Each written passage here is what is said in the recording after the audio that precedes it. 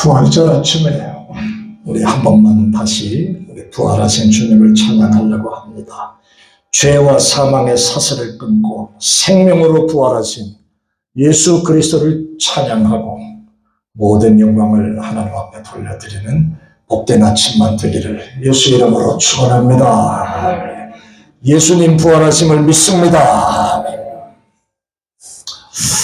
우리 인생은 세상에서 모든 것을 누리며 살 수 있는 것 같아도 결국 그것은 여러분과 제가 이제 앞으로 수년 후에, 수십 년 후에 만날 죽음 앞에서는 아무런 능력을 발휘할 수가 없습니다.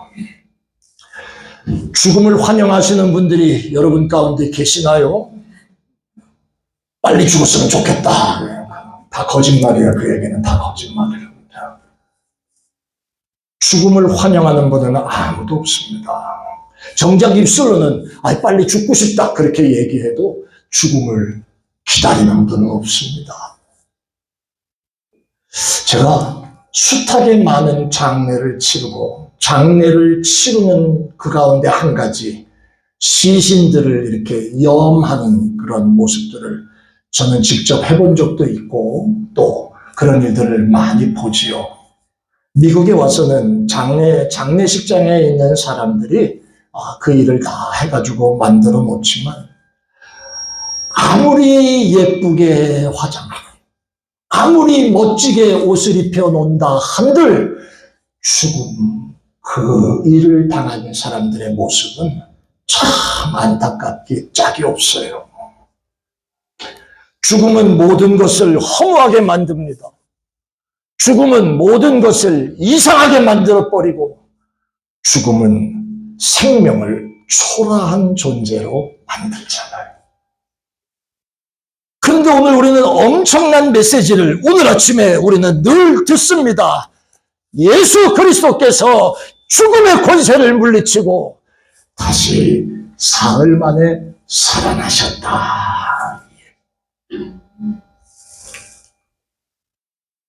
오늘 성경 이야기를 잘 읽으셨으면 이해하실 거라고 제가 말씀드렸지요. 사도 바울이 고린도서를 쓸 때 당시에는 헬라의 철학이 아주 꽉 사람들의 머릿속에 잡혀 있었습니다. 그 헬라 철학의 여러 이론들 가운데 중요한 이론이 하나 있었는데 그게 뭐냐 하면 부활은 절대 없다. 부활 불가론을 얘기합니다. 그러니까 죽은 사람은 그걸로 끝나는 것이고 부활이란 없다. 그 얘기를 하죠. 사람이 한번 죽으면 절대로 살지 못한다는 겁니다. 고린도 지역에는 이미 이런 일들이 아주 파다하게 있었습니다. 그러다 보니까 오히려 죽으면 끝난다라고 하는 사고방식에다가 당시의 고린도에는 돈이 모이고 물류의 중심지였거든요. 사람이 모이고 그러다 보니까 먹어라, 마시자, 부어라, 놀자, 즐기자 이런 문화가 있다 보니 음란하고 퇴폐한 일들이 많이 있었던 것이 고린도 지역입니다. 거기에 교회를 사도 바울이 세웠단 말이에요. 그런데 초창기 고린도 교인들이 열심으로 시작했는데 그 당시에 문화에 물들기 시작했습니다. 그 가운데 하나 부활? 그거 없는 건데? 그러다 보니까 예수 믿는 사람들의 속에 부활이 진짜 있냐? 그게 가능하냐? 너 그 사실을 믿냐? 이런 일들이 아주 많아져서 상당히 쉽지 않은 그런 모습의 일들이 주어지고 있습니다. 나중에는 이 고린도라는 도시가 오죽했으면 방탕과 음란의 도시가 되다 보니까 고린도인 그러면 다 퇴폐적인 사람 이런 이야기로 지금 진행이 되고 있다 그 말이요.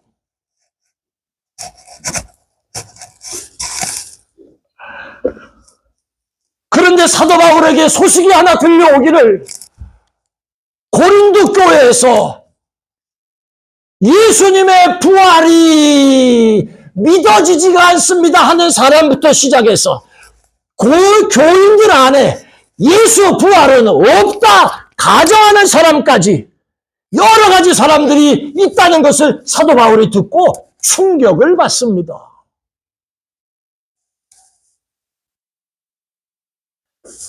기가 막히고 코가 막히는 그런 충격이 사도 바울에게 지금 찾아오고 있습니다. 왜냐하면 만약에 부활의 사실이, 예수의 부활의 사실이 없다면 복음을 위해 살다가 죽은 사람들의 삶도 헛것이고 사도 바울의 일도 헛것이고, 그러기 까닭에 사도 바울은 지금 충격을 받고 있는 거지요. 19절 말씀을 한번 같이 읽어보겠습니다. 19절 한번 읽으십시다. 시작.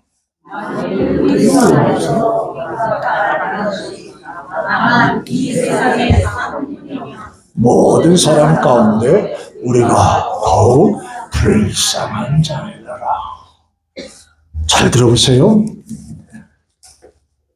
우리가 만약에 신앙생활하는 목적이 이 땅에서 그냥 잘 되고, 내가 잘 되고, 우리 사업이 잘 되고, 그 다음에 우리 자식이 잘 되고, 복받은 이런 일만이 목적이라고 한다면, 세상에 우리가 살아있는 동안의 삶만이 목적이라고 한다면, 모든 사람 가운데 불쌍한 자가 바로 우리다, 그 얘기를.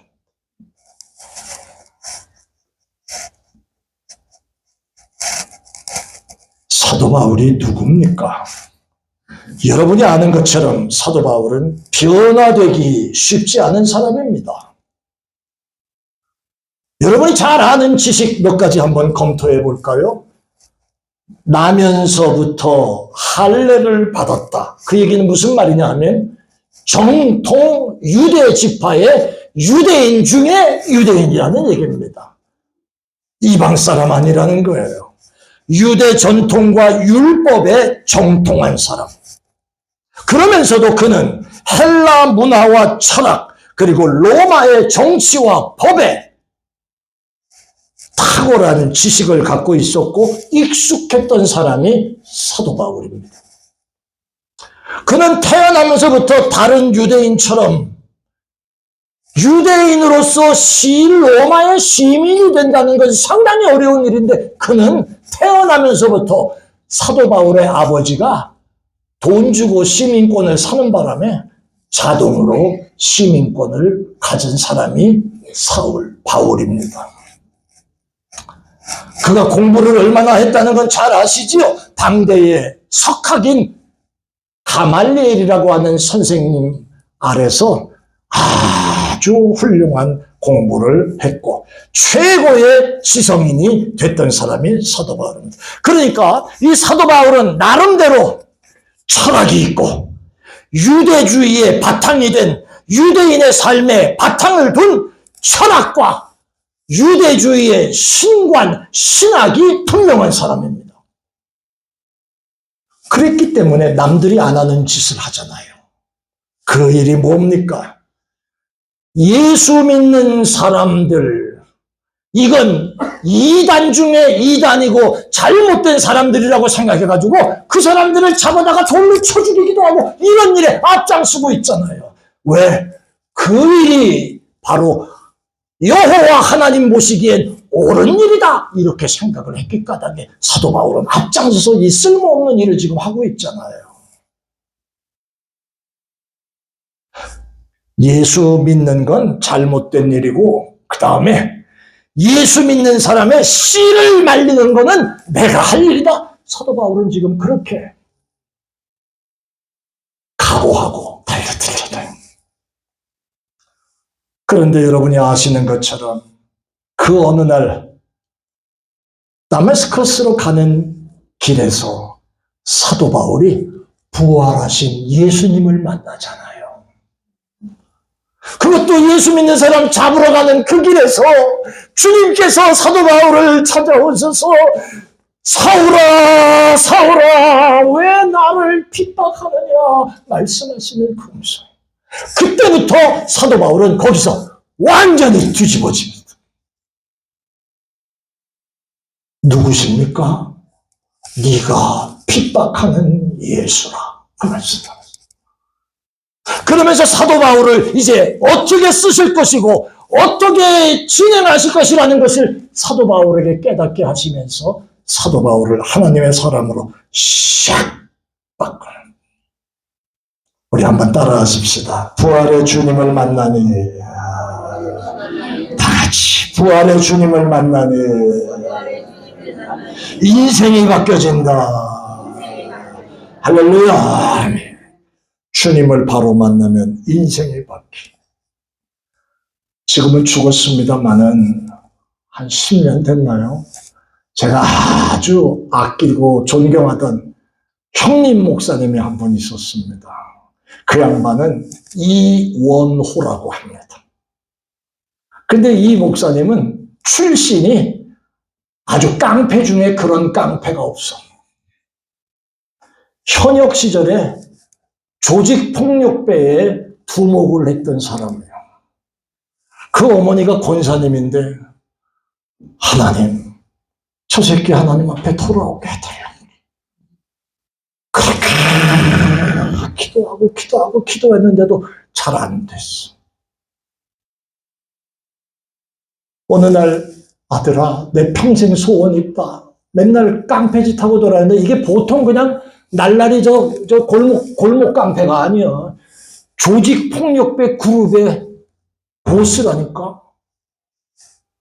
이 관리도 하고 뭐 만날 이러고 돌아다니는데 그 어머니가 보세요. 아들아, 엄마 소원이 있다. 뭐요? 한 번만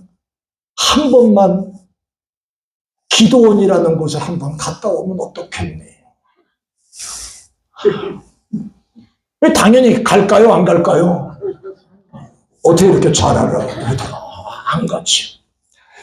엄마 소원이다. 엄마 소원이라니까. 그래 가지 뭐. 이 권사님이 짐을 바리바리 다 싸줬어. 싼 데다가 속에다가 소주도 몇 병 넣고 담배도 한 보로 집어넣고. 왜? 그거 핑계로 기도원에서 내려올까봐. 그거 핑계로 내려올까봐. 그래 올라간 곳이 가평에 있는 한월산 기도원이라는 곳이에요. 거기 갔다가 이천성 목사님한테 몰매 맞을 뿐 아니라 두들겨 맞기도 했고, 이천성 목사님도 상위군인이거든. 몰매를 맞을 뿐 아니라 그 목사님 통해서 성령의 매도 맞고 그 자리에서 변화된 줄로 믿습니다. 그리고 신학 공부를 시작했어요. 하나님이 이렇게 바꿔요. 이 조직폭력배 두목이었던 사람이 얼마나 웃기냐 하면 목사가 됐어. 결국 어머니 소원대로. 제 몇 년 선배예요. 나보다 키도 조금 더 커. 생긴 게 나보다 좀 못생겼지만 그래도 봐줄만하게 생겼어. 여자들이 많이 따라다니게 생겼어. 만나면 이 형님은 나한테 저 새끼 저거 맨날 욕해. 형님 맨날 목사가 돼서 욕을 해. 야, 이 새끼야, 너하고 나하고 관계니까 그러지. 그러면서 옆에 있는 동기들한테 저 주명훈이 저 새끼도 목사 안 됐으면 물건이었을 거야. 목사 안수 축하 파티를 어디서 했냐면 카바레 건물을 빌려가지고 춤추는 그 술집에서 큰 걸 통으로 빌려서 그 후배들이 부두목부터 시작해가지고 깡패들이 전부 다 모여가지고 옆에 술집 여자 하나씩 다 앉히고, 그리고 그 카바레에 이 매니저 하는 사람, 그러니까 사장급의 사람, 이제 관리하는 사람이 우리 큰형님 목사 안수 축하 파티를 시작합니다. 술집에서 술 꺼놓고. 그리고 첫 번째 건배사가 뭐냐 하면 우리 형님의 목회 건승을 위하여. 이야, 참 별게 다 있어. 그 술집 매니저가 안수 집사였다네. 아주 웃겨. 가만히 보면 웃긴다고. 그리고 그 형님은 콜라 마시고 나머지는 전부 맥주 마시고 다. 우리 형님 만세! 목사도 딱 만세. 하나님이 이렇게 완전히 바꿔놓으시니까 싹 변하셔요. 싹 변해. 옛날의 삶이 다 변하고 옛날의 못된 문제들이 싹 바뀌고 이건 내가 바꾸는 게 아니라 하나님이 바꿔주시는 줄로 믿습니다. 이게 예수 만난 사람들의 모습이요. 사도 바울이 지금 이렇게 바뀌고 있다 그 말이요. 어떻습니까? 부활의 주님을 만난 이후에 여지까지 자기가 최고로 알았던 지식이 배설물처럼 여겼다고 그랬습니다. 여지까지 예수 믿는 사람 잡아 족치고 죽이는 게 자기 사명이었는데 그게 아니라 오히려 반대로 그를 증거하려고 돌아다니면서 온갖 수모와 고난 다 당하고 결국은 순교까지 나중에 하잖아요. 로마의 감옥에서. 목이 잘렸는데 그 머리통이 3번 통통통 튀겼어요. 그 세 자리에 우물이 생겼다는 게 전설입니다. 오늘 그 사도 바울이 지금 말하는 거예요. 우리가 바라는 게 리조올드의 삶으로 끝나는 거라면 여러분과 저는 무지하게 불행한 삶을 살고 있는 거예요. 그게 아니고 우린 더 불쌍한 자라 이 시기까지.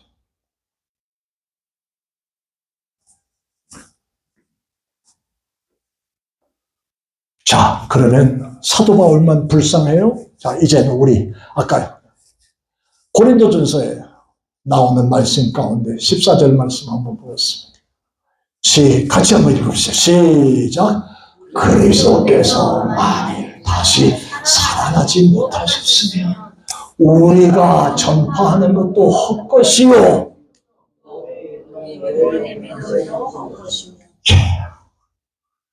사도 바울이 전하는 것도 거짓말이고 여러분들이 예수 믿어 구원받아 이것도 다 거짓말이고 그리고 우리가 아이고 하나님 내가 믿습니다. 이 믿음도 쓰잘데기 없는 거짓말이고 사도 바울은 지금 그 얘기를 하고 있습니다. 또 17절 말씀 보니까 다시 시작. 그리스도께서 다시 살아나신 일이 없으면 너희 믿음도 헛되고 너희가 여전히 어디에 있어? 죄.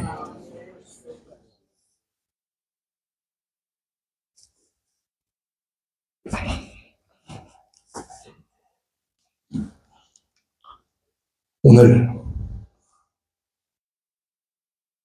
리즈월드 안에 클럽하우스 3의 룸 2에서 부활의 아침 이 자리에 모여가지고 예배하는 저와 여러분들,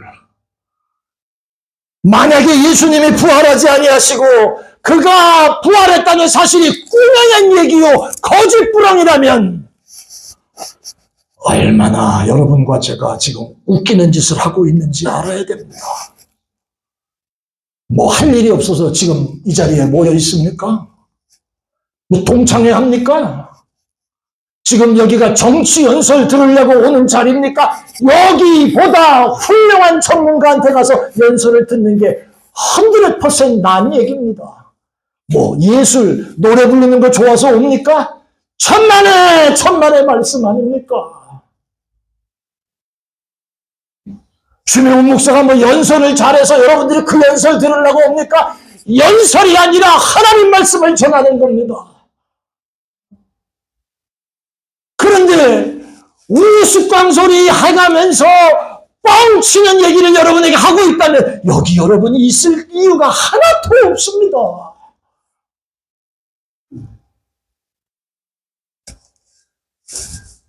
사랑하는 여러분, 왜 여기 와 앉아 계십니까? 오늘 부활의 아침에 이 자리에 계신 저나 여러분들이나 사망의 권세를 깨뜨리고 죽음으로부터 다시 살아나신 부활의 주님을 찬양하고 감사하고 영광 돌리기 위해 이 자리에 계신 줄 믿습니다. 이게 우리의 신앙 고백이잖아요.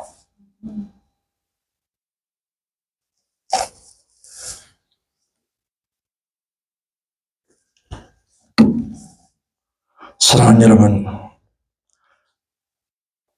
예수님이 지난 금요일 날 밤에 십자가 위에서 운명하셨습니다. 그리고 오늘 새벽에 예수님은 부활하셨습니다. 죽음에게, 사단의 역사 앞에 진행되는 죽음에게 자신을 내어주신 게 3일 동안 죽음의 권세에 꼼짝 못하고 눌리신 것처럼 되어서 무덤에 장사됐습니다. 죽음이라는 것이 하나님의 아들 예수 그리스도를 붙잡았으니까 얼마나 큰 승리를 한 것처럼 보입니까? 그런데 그 승리의 기쁨이 3일 지났습니다. 3일 만에 예수님은 원수를 다 이기고 죽음에서 부활하셨네. 이 찬송을 우리가 부를 수 있도록 부활의 새벽에 예수 다시 사셨습니다. 부활하신 주님이 되신 줄 믿습니다. 이것이 우리가 지금 오늘 이 자리에 모여서 예배하고 찬양하는 거예요.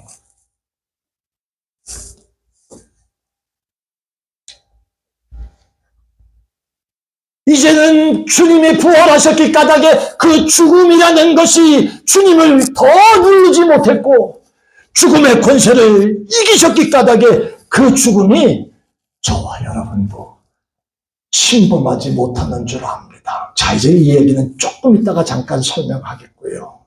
예수님이 하신 말씀 한번 기억해 봅시다. 요한복음에 나오는 말씀인데 한번 같이 읽으십시다. 시작. 예수께서 이르시되 나는 부활이요 생명이니 나를 믿는 자는 죽어도 살겠고 시작. 무릇 살아서 나를 믿는 자는 영원히 죽지 아니하리니 이것을 내가 믿느냐. 간단하게 풀어서 얘기하면 이런 얘기입니다. 목사의 마음속에 있는 작은 소망이 있다면 여러분이 살아계시는 동안에 우리 주님 이 땅에 다시 오실 수 있는 그런 축복된 시간이 있었으면 좋겠습니다. 그래서 여러분이 죽지 아니하고 거룩한 몸으로 들려 올라감을 받는 그런 자리에 갈 수 있기를 바라기 때문이고요. 설사 여러분들이 언젠가 이 땅을 떠난다 할지라도 죽어있다 할지라도 주님 오시는 그날의 데살로니가서의 말씀처럼 호련히 다시 일어나서 주님 나라에 불려 올라감을 받는 그런 역사가 있는 것을 지금 얘기하는 것이고요. 우리 주님께서 지금 마르다에게 말씀하시는 내용이지요. 마르다에게 야, 네 오라비가 다시 살아날 줄 너 믿냐? 그랬더니 마르다가 예수님 부활의 날에는 다시 일어날 줄 믿습니다. 그 얘기를 했는데 그 얘기를 들으시고자 함이 아니고 예수님은 오늘 이 말씀을 하시는 거예요.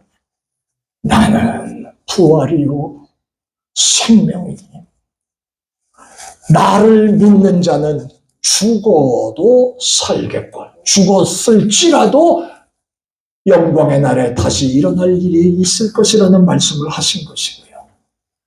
살아서 나를 믿는 자는 영원히 죽지 아니리라. 주님 마지막에 만날 날이 저와 여러분이 살아있는 동안에 주님 오신다면 거룩한 몸으로 변화되어 들려 올라감을 받고 주님을 만나 뵙는 그 역사를 성경이 우리에게 지금 말씀하고 있는 겁니다. 자, 아까 우리는 영상을 봤습니다. 3년 동안이나 예수를 따라다녔는데 제자들이 어떤 사람의 마음속에는 예수님이 한 자리 하면 나도 한 자리 할 수 있겠구나. 세상의 권력을 생각하고 따라다녔는지 하나님의 사람으로 따라다녔는지 그런데 제자들 속에도 죽은 다음에 살아난 사람을 전혀 본 일이 없기 때문에 예수님이 십자가에서 죽으셨다는 그 자체는 제자들에겐 실망이에요. 낙심이고. 아까 영상에도 그림이 나오잖아요. 제자들한테 가가지고 예수 살아나셨습니다. 마리아가 갔는데 그때 모습은 쭈그려. 어떤 사람은 이미 나는 고기나 잡으러 다시 가야 되겠다. 세상으로 다시 간 사람도 생겨. 서로 모여서 유대인들이 저것들은 다 죽여야 돼. 예수 따르던 사람들 다 죽여야 돼. 그러니까 몸 더 움츠려. 그 자리에 예수님이 찾아오시잖아요. 그리고 너희에게 평강이 있을지어다 말씀하시오. 도마처럼 의심하는 자들에게 네 손을 내 손에다 집어넣어보고 옆구리에다 대보라 말씀하시오. 그제서야 의심 많던 도마가 나의 주, 나의 하나님이십니다. 그거 배우라. 한결같이 제자들이요. 부활하신 주님을 만난 다음에 변화가 생겼어요. 무슨 변화냐 하면 한번 따라해 볼까요? 새 힘을 얻고 다시 힘차게 새 힘을 얻고 변화가 왔어. 변화가. 왜? 살아계신 주님이 자기들 옆에 다시 찾아오셨다는 사실을 알기 때문이죠. 이 부활의 사건이 있은 이후에 부활의 주님을 만난 다음에 제자들은 아주 바뀌었습니다. 우리가 뭘 할 수 있냐? 아무것도 안 된다. 우리는 못한다. 하다못해 고향으로 내려가던 사람들조차도 부활하신 주님을 만나 엠마오로 내려가던 두 제자가 내려가는데 어떤 이상한 사람처럼 생긴 사람이 옆에 다 따라온 말씀을 풀어주시면서 하는데 그분은 그때도 예수인 줄 알지 못했어요. 부활하신.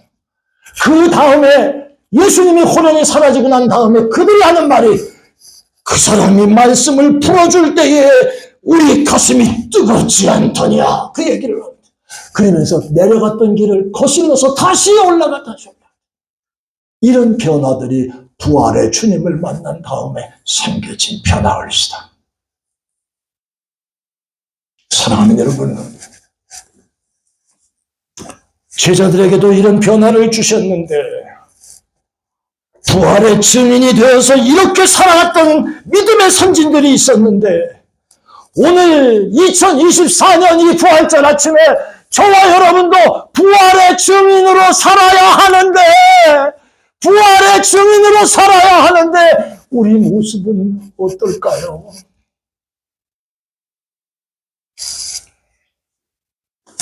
조금만 눈을 돌리면 세상은 아직도 험합니다. 많이 힘이 들어 보입니다. 전쟁 때문에 수많은 사람들이 러시아와 우크라이나 전쟁이 벌써 2년 가까이 넘어가고 있습니다. 지금은 기사도 잘 안 나옵니다. 그런데 지금도 이 순간도 숱하게 많은 러시아 백성들이, 우크라이나 백성들이 죽어가는 건 분명합니다. 그게 뭐 그렇게 중요해서 자연재해로 인하여 아프고 힘든 일들이 생깁니다. 더 무서운 것은 영적으로 사단이 제철을 만났습니다. 그래서 이곳저곳에서 미친 듯이 활락을 하는 바람에 한 사람 한 사람 신실하게 예수 믿고 주를 따르던 사람들이 고린도 교인들의 부활이 없는데 이렇게 뭉개지는 것처럼 가라앉고 변화되고 제멋대로 제 생각대로 신앙생활 이게 옳다 하면서 엉터리 같은 삶을 살아가고 있다.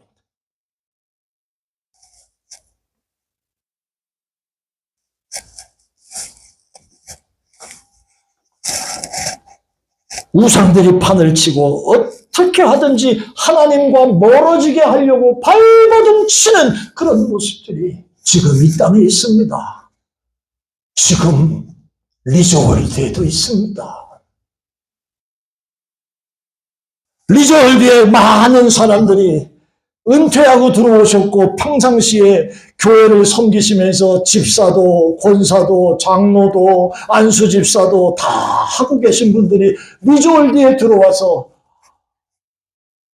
이 안에 있는 분들 가운데 많은 분들이 교회 직분을 갖고 평생 신앙생활 하던 분들이라고 하는데 교회도 안 나가시는 분도 많습니다. 예수를 구주로 믿습니까? 라고 하는 그 고백 앞에 나는 주님이 내 구주 되심을 믿습니다. 그 고백하는 것도 들어보질 못했습니다. 그리고 그냥 여기서 교회는 주일날 한번 갑니다. 그리고 예배당 건물이 있으면 그게 교회 생활 왔다 갔다 하면 그걸로 끝나는 줄 알고 어디서 밥 주면 밥 먹으러 가는 사람도 있고 사람 만나러 가 교회 가는 사람도 있고 이럴 때가 지금 아니에요. 주님 만날 날이 자꾸만 다가오는데 주님 부활의 주님을 만날 준비를 하기에도 부족한데 구원의 확신도 팔아먹고 믿음도 옆으로 잠깐 두고 지금까지 해왔던 신앙생활 그저 시계추처럼 왔다 갔다 했던 이런 삶의 모습이고 지금도 신앙생활 하는 것이 내 맘대로 들락날락하는 그런 모습이 이 안에 우리 가운데 있다고 하면 여러분 부활의 주님을 만나기 전에 제자들의 모습이 그 모습일 것이고 부활의 주님을 만난 저와 여러분들의 모습은 이제 내 주님 만날 일을 준비하고 부활의 증인답게 살아야 됩니다. 죄송합니다. 주명훈 목사의 목회 철학, 우리 유니온 교회 목회 철학 가운데 하나는 우리 교회는 등록이라는 게 없습니다. 그게 중요한 게 아니기 때문입니다. 나는 여러분들을 고작 안다는 게 여러분들의 조남과 전화번호 정도는 제가 알아야 돼서 물어보고 압니다. 뭐 어디서 뭘 했건 중요하지 않습니다. 중요한 것은 지금 이 순간에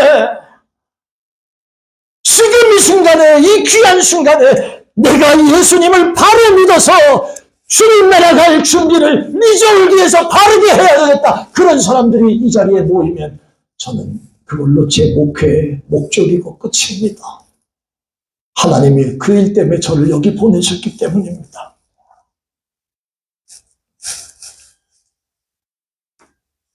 부활의 주님을 만나는 것.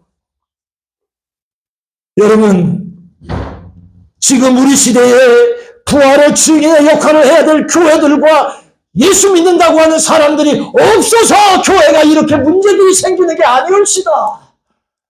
세상으로 지탄을 받고 욕을 먹는 건 그놈의 목사들 때문에 그럽니다. 여러분 같은 평신도들 때문에 욕을 먹습니다. 여러분들이 그렇다는 게 아니고요. 세상 사람들 때문에 교회가 욕먹는 거 없습니다. 교회 안에 신자들이 하나님 앞에 바로 살지 못해서 욕을 먹습니다. 목회자들이라는 사람들이 엉뚱한 짓거리를 하니까 세상으로 욕을 집단으로 먹습니다.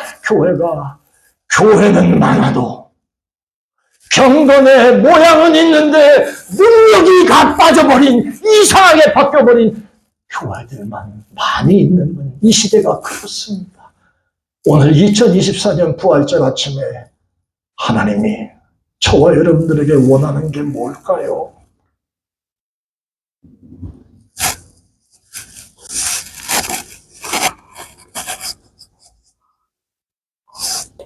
이 기막힌 현실 앞에 우리가 할 수 있는 일이 뭘까요?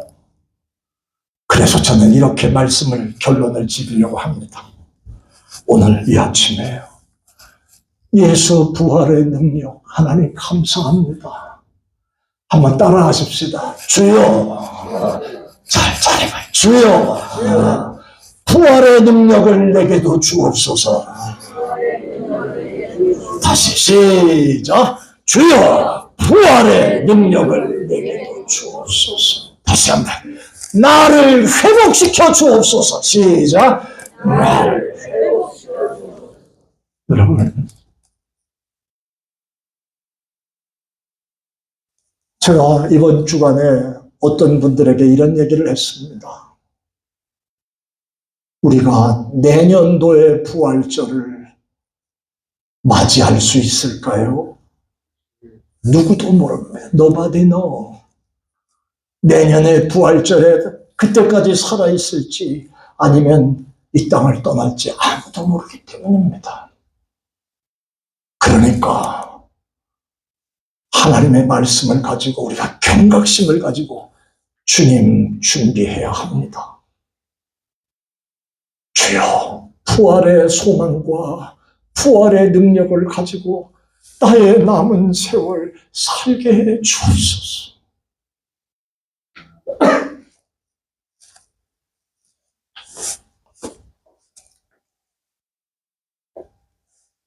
우리 안에 타성으로 젖어버린 잘못된 신앙을 십자가 앞에 내려놓고 회개하고 주님의 은혜를 구해야 합니다. 뿐만 아니라 여기에 모인 여러분들이 성령의 기름 부으심을 받아야 합니다.